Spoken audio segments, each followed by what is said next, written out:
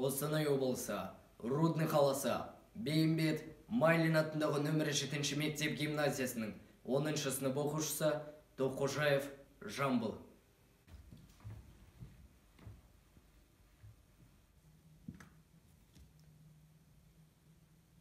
Қырық отыз, құрым үй жиектегі, қырқадағы орақта ниеттері. Шешем бөлеп, ұйықтатып бесігіммен, керегеге кетіпті сүйіп мені. Кетіпті өзі жылғаға су алуға, сусап келер әкемді суаруға. Әкем байғыз, орақта болса керек, мұрсасы жоқ, күлуге, қуануға. Жатса тұрса, жармасып жерге үңіле, өз тірлігін күйттепті елде міне.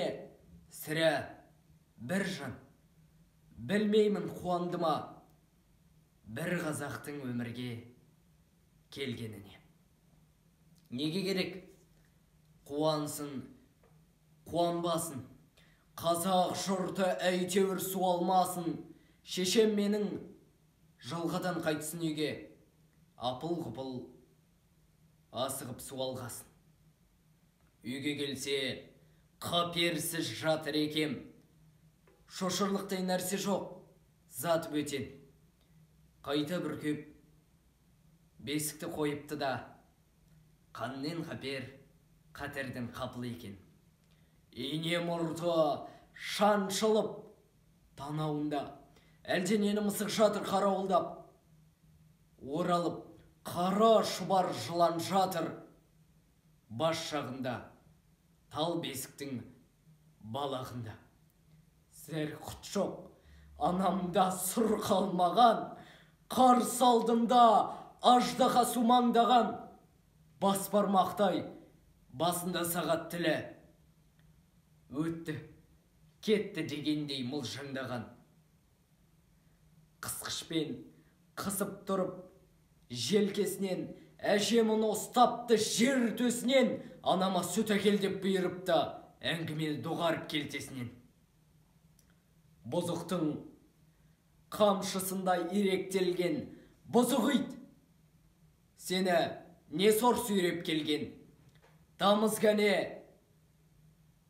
сүтіңнен таңдайына, тажал неме бізге де үйдеп келген. Өлтірмегін, көтерме құнын босқа, ол шаққан жоқ, жұтуын, қуын шошқа.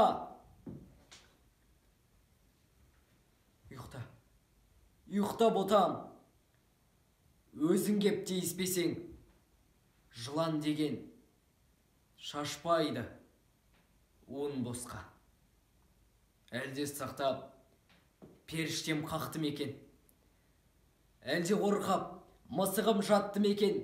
Әлде менің дұшпаным өзі қорқып, менен келіп, қорғаныш тапты екен?